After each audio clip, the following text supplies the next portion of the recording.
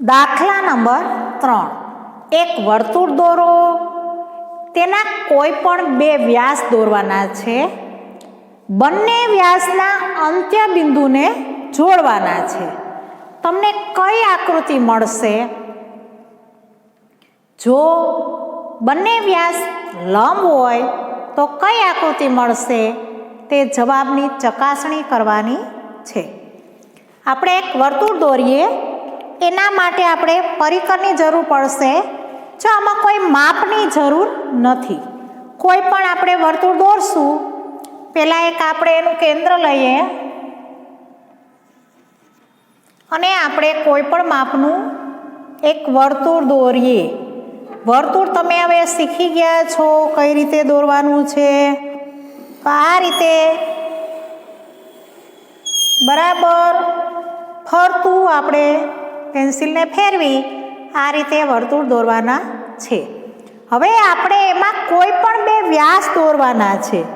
તો વ્યાસ દોરવા માટે,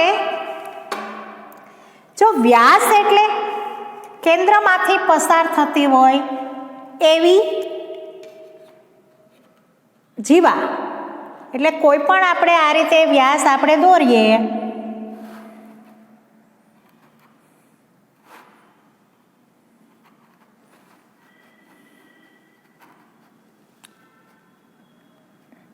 આ રીતે આપણે એક વ્યાસ દોરીએ.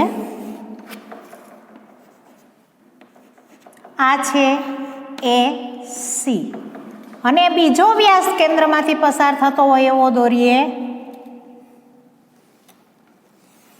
તો આ થશે, આનું નામ આપીએ B અને D. આ બંને વ્યાસ છે એના અંત્ય બિંદુ જોડીએ. અંત્ય બિંદુ વ્યાસના વર્તુળ ઉપર હોય એને આપણે જોડીએ. આ રીતે જોડશું એટલે કેવો આકાર થાય છે એ જોવાનું છે.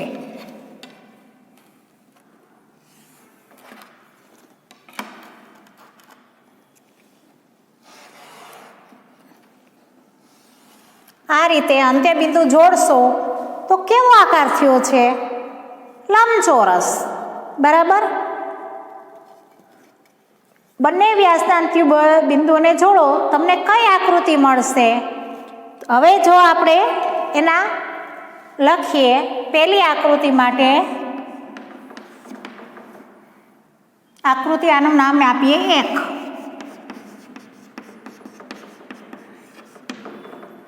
તો એના માટે આપણે લખીએ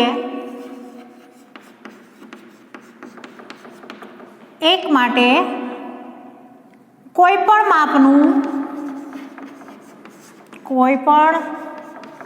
માપનું વર્તુળ દોરો. તેમાં આપણે કેન્દ્રને એવો નામ આપીએ, તેમાં કેન્દ્ર O લો. હવે બે જીવા AC અને BD દોરો. બે જીવા દોરવાની છે. બંને જીવા દોરાઈ જાય પછી તેના અંત્ય બિંદુ જોડો.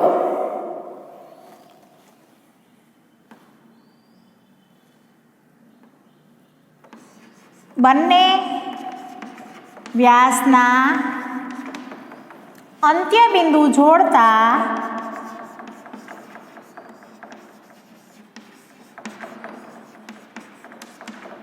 ચતુષ્કોણ, જો આ ચતુષ્કોણ આપણને મળે છે ABCD અથવા તો લંબચોરસ.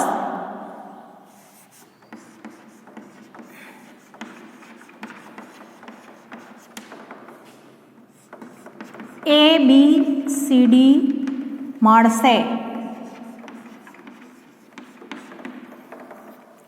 હવે જો બંને વ્યાસ પરસ્પર લંબ હોય તો આપણે એક બીજું વર્તુળ દોરીએ.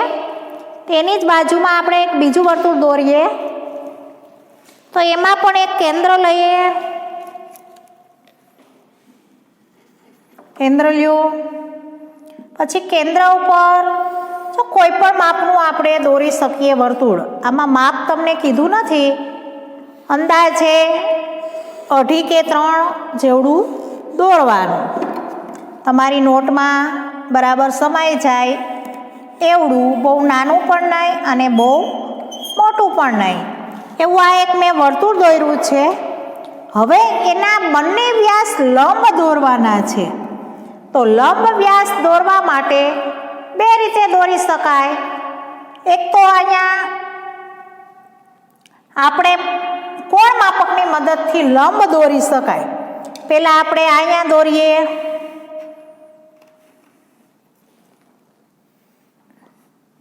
એક જીવા છે. હવે બીજી જીવા દોરવા માટે આપણે કોણ માપકનો ઉપયોગ કરીએ. બરાબર 90 અંશ થાય છે, એને આપણે આમ જોડી દઈએ.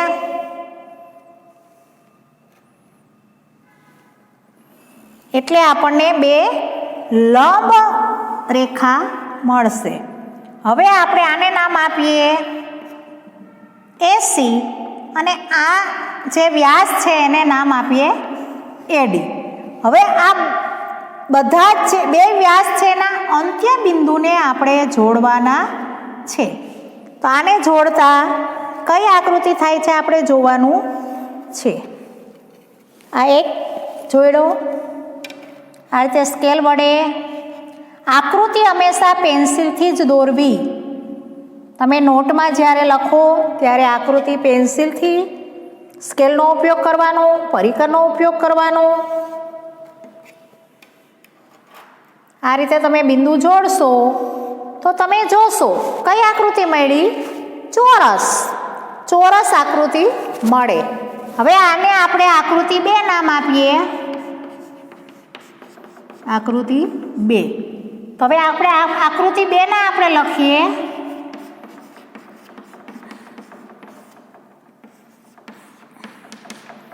એમાં પણ કોઈ પણ માપનું વર્તુળ દોરો.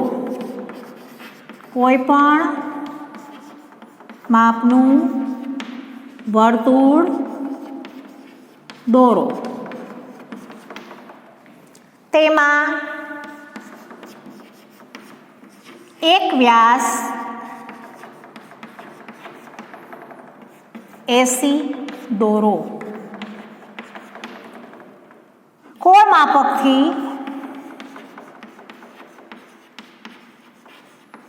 તેને લંબ BD બીજો વ્યાસ દોરો. પરિકરની મદદથી પણ લંબ દોરી શકાય. હવે આપણે બધા બંને વ્યાસના અંત્ય બિંદુ જોડતા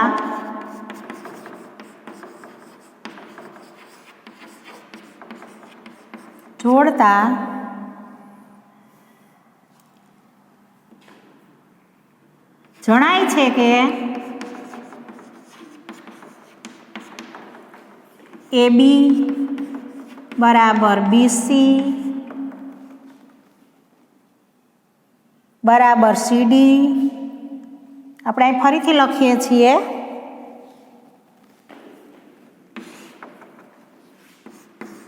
AB બરાબર BC બરાબર CD બરાબર DA. અને ખૂણો A બરાબર ખૂણો B બરાબર ખૂણો C બરાબર ખૂણો D બરાબર 90 અંશ છે. આમ બનતી આકૃતિ ચોરસ છે. એ જ રીતે આમાં પણ આપણે જે આ ખૂણા માપશો કોણ માપક વડે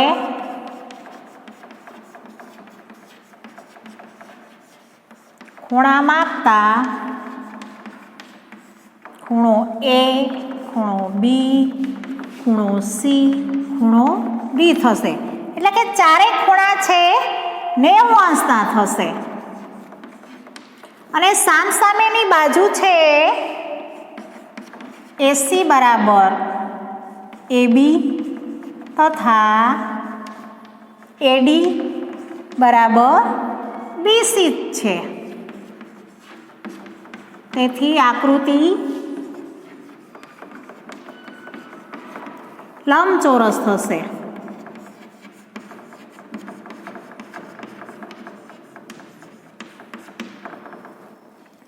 આ રીતે આપણને એક લંબચોરસ અને એક ચોરસ છે આકૃતિ મળશે. આ જવાબની ચકાસણી કરવા માટે કોણ માપક વડે ખૂણા માપવાના છે અને સ્કેલ વડે બાજુ માપવાની છે. ચાલો બાળકો, દાખલા નંબર 4. કોઈ પણ એક વર્તુળ દોરો.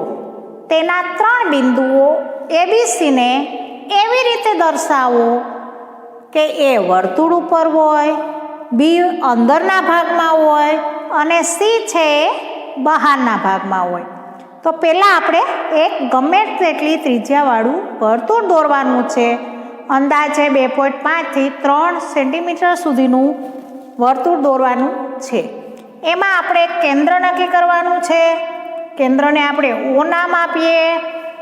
વર્તુળ દોરતા તમને આવડે છે. પહેલાં આપણે કેન્દ્રમાં બરાબર અણી રાખી આ રીતે પેન્સિલને ધીમેથી ગોળ ઘુમાવવાની છે. હલે નહીં એનું ધ્યાન રાખવાનું છે. બરાબર આવી જાય એ રીતે આપણે વર્તુળ દોરવાનું છે. તો આ રીતે ઓલું થાય નહીં, ધ્યાન રાખવાનું છે. એટલે આપણું વર્તુળ તૈયાર થશે. હવે આપણે પેલું છે એ વર્તુળ ઉપર હોય એ રીતે. તો ધારો કે આપણે અહીંયા એ લઈએ તો એ છે વર્તુળ ઉપર છે. B વર્તુળના અંદરના ભાગમાં હોય. ધારો કે આપણે અહીંયા B લઈએ. B છે વર્તુળના અંદરના ભાગમાં છે ને C છે એ વર્તુળના બહારના ભાગમાં છે. જો એકદમ સ્પષ્ટ છે. વર્તુળની અંદરનું બિંદુ ઉપરનું છે બિંદુ એ છે. B છે એ વર્તુળના અંદરના ભાગમાં એટલે કે જે આ કિનારી છે એના અંદરના ભાગમાં છે ને C છે બહારના ભાગમાં છે. તો હવે આપણે પગલાં લખીએ. રચનાના પગલાં. એમાં પહેલું O કેન્દ્રવાળું કેન્દ્ર લઈ માપ એક વર્તુળ દોરો. હવે બીજું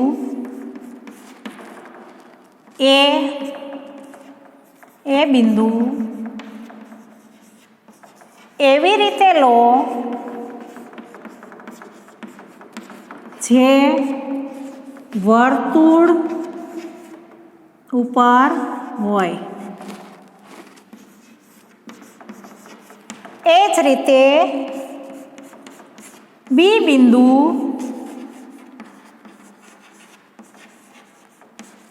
એવી રીતે લો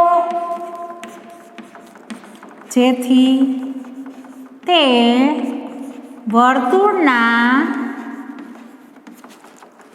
અંદરના ભાગમાં હોય.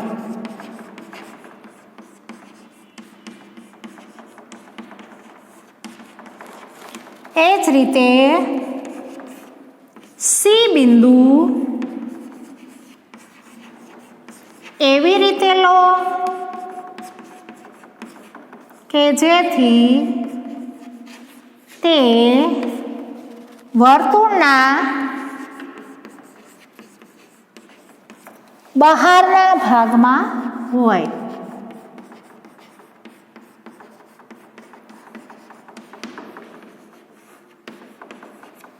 આમ આપણે A ઉપર હોય, B બી અંદર હોય અને સી બિંદુ બહાર હોય એવું વર્તુળ આપણને તૈયાર થશે. ચાલો બાળકો, દાખલા નંબર 5. એ અને બી કેન્દ્રો એવા સમાન ત્રિજ્યાવાળા બે વર્તુળ એવી રીતે દોરો કે એમાંનું દરેક બીજા વર્તુળના કેન્દ્રમાંથી પસાર થતું હોય.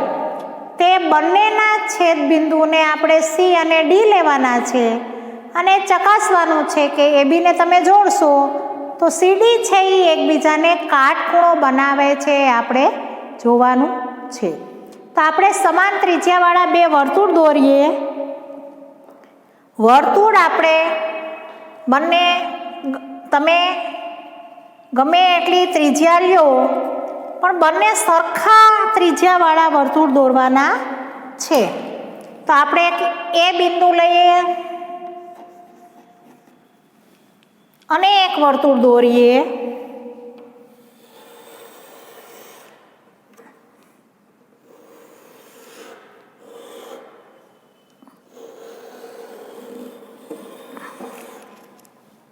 અને એનું જે આ વર્તુળ ઉપરનું બિંદુ છે એને તમે ફરીથી કેન્દ્ર લઈને બીજું એટલી જ ત્રિજ્યાવાળું વર્તુળ દોરો.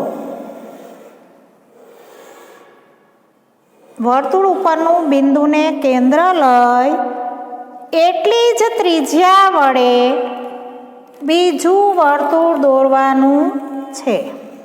આ રીતે બરાબર પાછું બંધ બેસતું આવી જાય એ રીતે.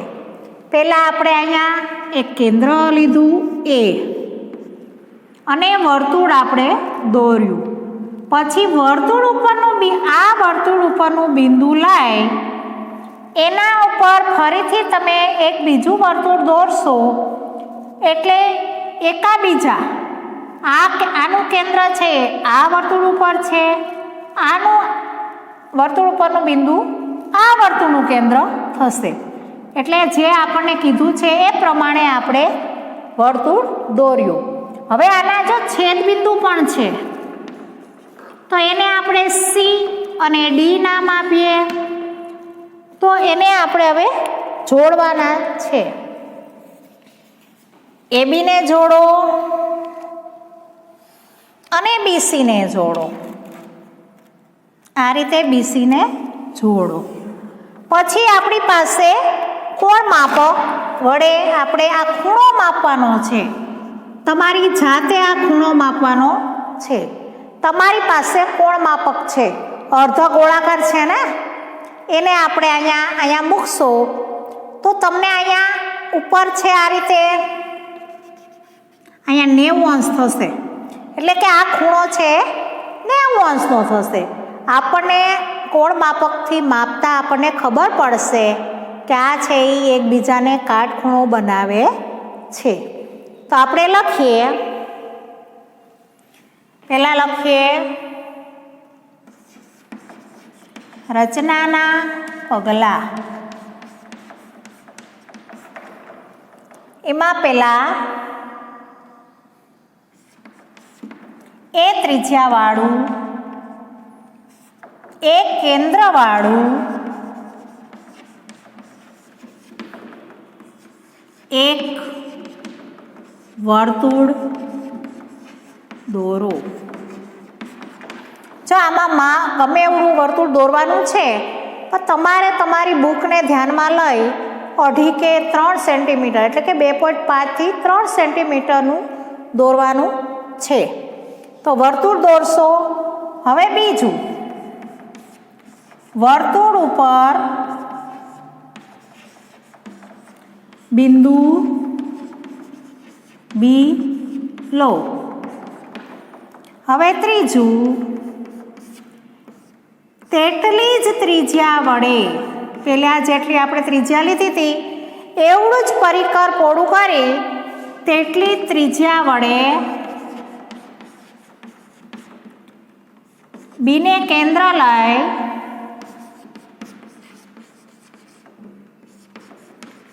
પરિકર વડે બીજું વર્તુળ દોરો.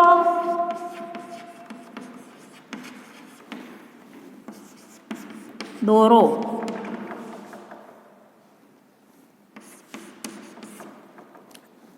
એટલે આપણને ખબર પડશે આમ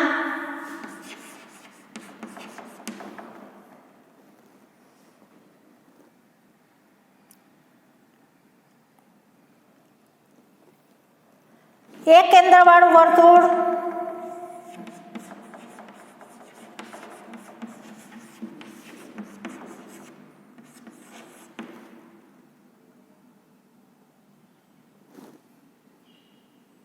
એનું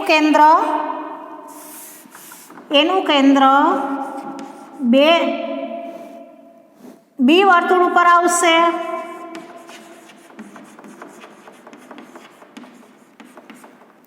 અને બીનું કેન્દ્ર એ વર્તુળ ઉપર આવશે.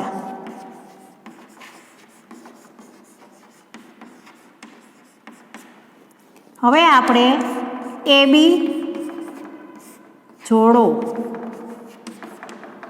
બંને વર્તુળના છેદ બિંદુને અનુક્રમે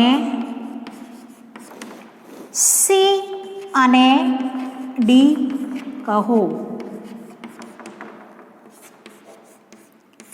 CD જોડો. અને હવે કોણ માપક વડે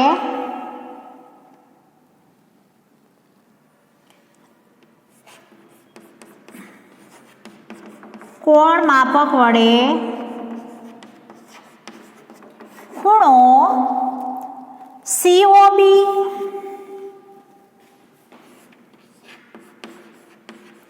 અને COB માપતા 90° થશે. આમ સમજાશે કે બંને રેખાખંડ છે કાટખૂણો બનાવે છે. આમ બંને રેખાખંડ કાટખૂણો બનાવે છે.